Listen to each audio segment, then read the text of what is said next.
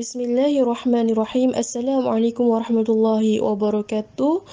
Dan selamat sejahtera saya ucapkan kepada Ustaz Muhammad Faizal bin Ahmad Muhammad Yusof dan juga rakan seperjuangan. Hari ini kami akan membentangkan tentang tajuk 6 falasi dalam media sosial, iaitu contoh dan kesan. Terlebih dahulu saya akan perkenalkan, nama saya Azrahani binti Refdin. Saya akan bentangkan tentang pengenalan apa itu falasi. Okey, falasi adalah suatu hujah yang lemah dan tidak boleh diterima. Dan ianya juga merupakan satu kesilapan dalam cara berfikir ataupun berhujah. Okey, kita tengok faktor-faktor berlakunya falasi. Pertama, tidak cukup data dan fakta, iaitu kurang mengambil tahu tentang maklumat-maklumat yang terkini ataupun terbaru. Kemudian bias dan prejudis, iaitu melihat daripada pihak tertentu sahaja dan menyebelahi pihak yang dikatakan ataupun dirasakan benar. Kemudian kesimpulan menyeleweng, iaitu membuat kesimpulan-kesimpulan yang tidak tepat. Seterusnya, andaian dan kepercayaan yang menyeleweng, iaitu mempercayai sesuatu yang tidak betul dan tidak benar. Emosi, iaitu di mana seseorang melakukan ataupun mendapati dirinya beremosi seperti marah, kecewa, sedih dan sebagainya.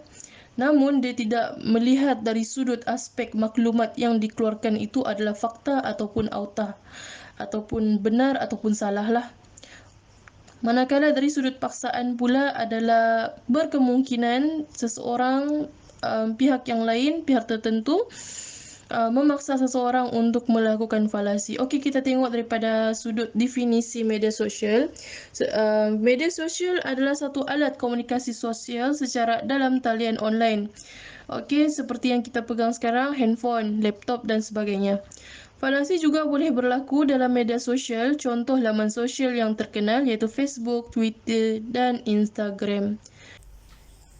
Okay, Bismillahirrahmanirrahim. Assalamualaikum warahmatullahi wabarakatuh. Saya Muhammad Syaril Izwan dan kita masuk kepada tajuk utama iaitu 6 falasi dalam media sosial, contoh dan kesan.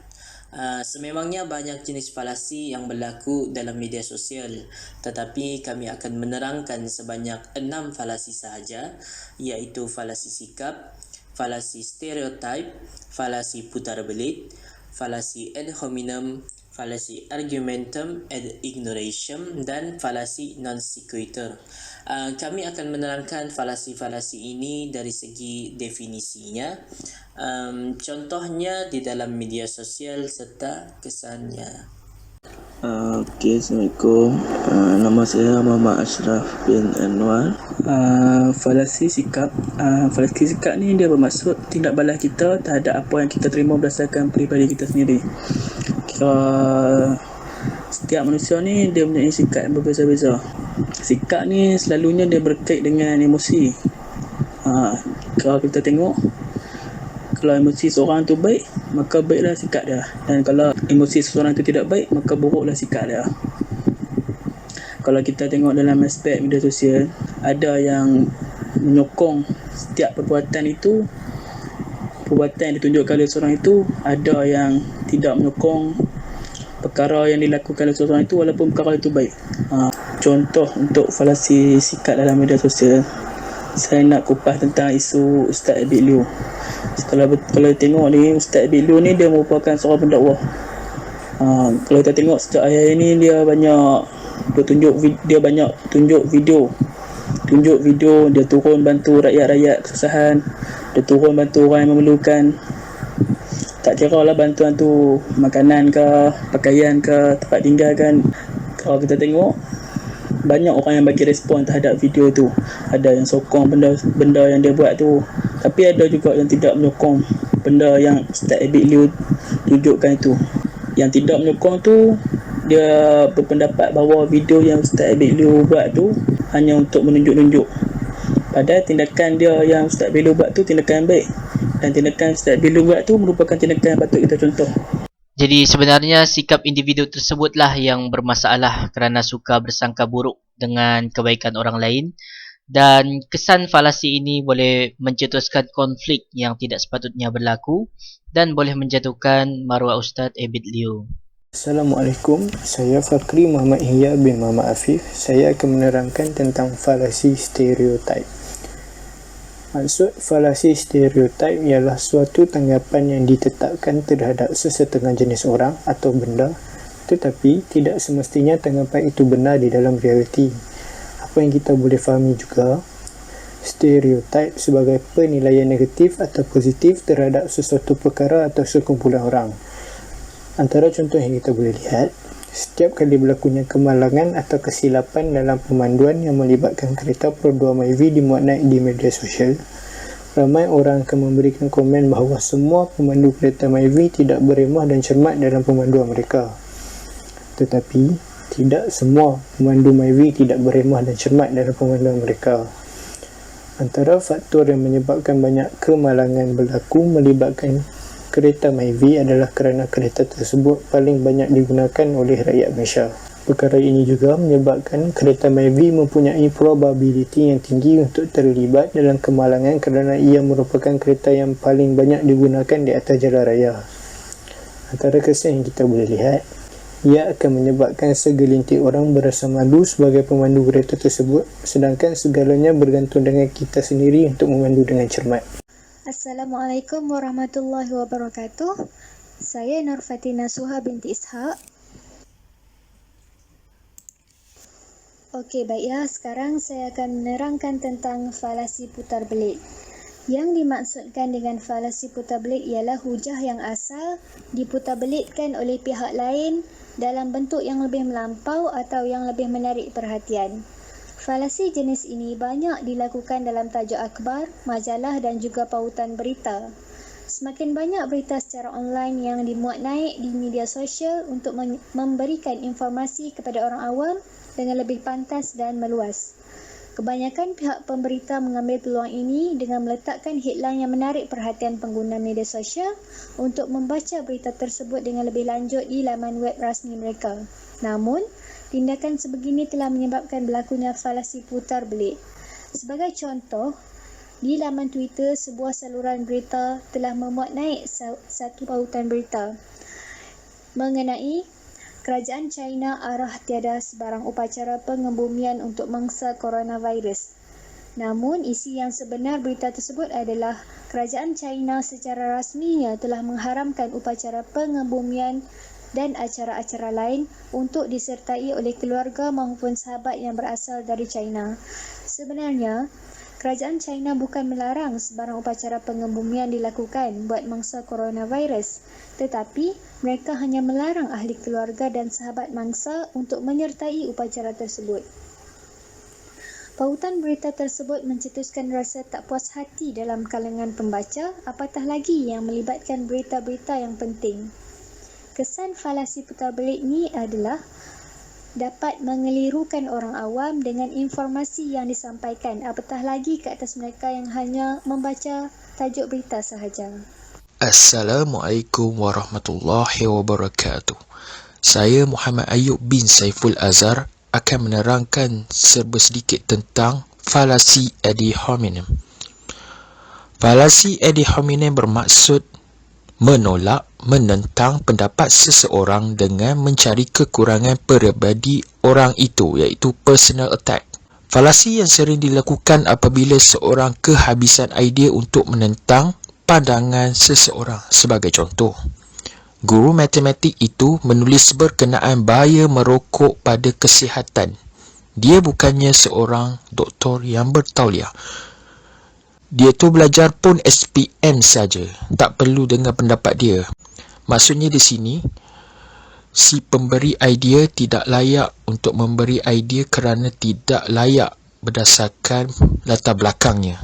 Kesan falasi ad hominem. Yang pertama, matlamat perbincangan tidak dapat dicapai. Yang kedua, menjatuhkan maruah orang lain. Namun tidaklah selamanya falasi ad hominem ini ditolak.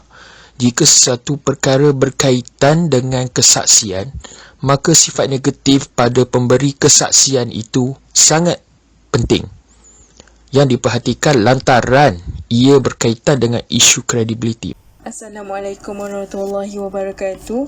Saya Nurhilm Salihuddin akan membentangkan falasi seterusnya, iaitu falasi argumentum ad ignorantium, iaitu merupakan istilah daripada bahasa Latin yang diterjemahkan ke dalam bahasa Melayu menjadi hujah dari kejahilan. Falasi ini juga dikenali sebagai hujah tanpa alasan yang konkret. Sesuatu pernyataan dianggap benar kerana tidak terbukti salah, atau pernyataan itu salah kerana belum terbukti benar. Ini kenyataan yang palsu kerana tidak meneliti hal atau perkara yang ketiga, iaitu penyelidikan yang lebih mendalam terhadap sesuatu pernyataan ataupun penghujahan, sehingga tidak cukup informasi untuk membuktikan apakah sesuatu pernyataan itu benar ataupun salah. Sebagai contoh, akaun sebuah saluran berita di Twitter telah memanai satu kenyataan. Tidak ada bukti bahawa coronavirus mudah disebar oleh manusia dan ianya tidak mempunyai kaitan dengan mana-mana kematian. Tetapi, pegawai kesihatan di China dan antarabangsa cuba mematikannya dengan begitu teliti. Melalui kenyataan ini, kita boleh konklusikan maksud sebenar mereka adalah para pegawai kesihatan seluruh dunia begitu berusaha mengkaji tentang virus ini, walaupun tiada bukti kukuh bahawa virus tersebut mudah disebarkan melalui manusia atau menjadi punca kematian. Ketiadaan bukti secara hakiki bukan bermaksud bukti itu tiada, tetapi bukti akan didapati setelah kajian selesai dijalankan. Sebagai langkah berjaga-jaga, mereka perlu membuat kenyataan awal bahawa virus tersebut bahaya. Jelas sekali bahawa pautan berita tersebut yang tidak mempunyai bukti konkret untuk menyatakan bahawa COVID-19 bukan punca kematian orang ramai. Kesan daripada pendapatan yang sebegini boleh mencetuskan salah faham dalam kalangan pengguna laman sosial kerana pautan yang disampaikan membuat orang awam tidak berwaspada dengan bahayanya virus tersebut. Assalamualaikum warahmatullahi wabarakatuh. Nama saya Nur Fakira binti Marzunaidi. Akan membentangkan slide seterusnya, iaitu berkaitan dengan falasi non sequitur. Dan maksud yang diberikan ialah kesimpulan yang dibuat tidak mempunyai kaitan premis yang dinyatakan. Secara halus, premis yang dikemukakan seolah-olah terdapat pertaliannya. Dan contoh isu yang sering muncul dalam media sosial pada masa kini ialah tentang isu jenayah rogol, iaitu melibatkan program itu sendiri dan juga mangsa dengan pemakaian mereka. Setengah pihak membuat kesimpulan bahawa jika mangsa rogol memakai pakaian yang tidak menjolok mata, sudah pasti mereka tidak menjadi mangsa rogol. Dan di sini adalah salah satu contoh yang dikatakan di dalam laman sosial Twitter. Ada seorang pengguna Twitter memuat naik beberapa keping gambar pameran baju-baju mangsa rogol ketika mana mereka dirogol. Dan mengejutkan beliau kerana kebanyakan baju mangsa rogol adalah baju kanak-kanak dan juga baju pelajar sekolah menengah. Dan juga baju yang ditunjukkan ialah baju yang sangat menutup aurat. Kebanyakannya baju kurung, baju formal, dan juga ada juga setengah tu jubah. Jelas di sini bahawa pemakaian tidak ada kaitan dengan jenayah rogol, kerana program ingin melakukan perbuatan tersebut, dia tak akan memilih siapa pun. Kesan falasi ini menimbulkan kemarahan orang lain serta menyinggung perasaan mereka yang menjadi mangsa rogol. Kerana sudah semestinya mangsa rogol ini akan menghadapi satu trauma, dan trauma itu akan memberi kesan dalam jangka masa yang panjang. Dan cuba bayangkan jika mereka melihat apa yang ditulis di laman sosial, sudah semestinya mereka akan tersinggung dan mungkin akan menyebabkan tekanan perasaan kepada mereka. Namun tidak dinafikan bahawa setiap orang, tidak kira lelaki atau wanita, perlulah memakai pakaian yang sopan. Yang paling penting, sentiasa waspada dan tidak berjalan seorang diri. Sekian, terima kasih. Bismillahirrahmanirrahim. Assalamualaikum warahmatullahi wabarakatuh. Saya Muhammad Syaril Izwan dan kita masuk kepada penutup bagi tajuk ini. Jadi secara keseluruhannya kita dapat lihat terlalu banyak falasi yang berlaku di dalam media sosial. Falasi-falasi tersebut sebenarnya sukar dielakkan daripada berlaku kerana para pengguna media sosial terlalu ramai dan mempunyai latar belakang, peringkat umur dan tahap pemikiran yang berbeza-beza. Namun di sini kami telah mencadangkan beberapa perkara yang boleh dilakukan bagi mengatasi masalah falasi di media sosial. Pertama sekali, para pengguna media sosial seharusnya tidak mementingkan pandangan diri sendiri. Kita perlu melihat pandangan orang lain. Sekiranya pandangan orang tersebut benar dan hujahnya kukuh, maka tidak perlulah kita menentangnya. Selain itu, kita juga perlu membuat penilaian sebelum membuat sebarang kenyataan. Hal ini paling penting untuk dilakukan agar hujah yang kita keluarkan adalah benar dan tidak mengandungi falasi. Dan akhir sekali, jika tiada apa yang baik untuk dikata, maka adalah lebih baik untuk kita berdiam sahaja. Mengelakkan falasi daripada berlaku dalam hujah dapat membawa manfaat yang banyak kepada masyarakat dan mengelakkan hal-hal yang tidak diingini daripada berlaku. Sekian itu sahaja daripada kumpulan kami. Harap maaf jika terdapat kekurangan dan saya akhiri pembentangan ini dengan wabillahi taufiq wal hidayah. Assalamualaikum warahmatullahi wabarakatuh. Sekian, terima kasih.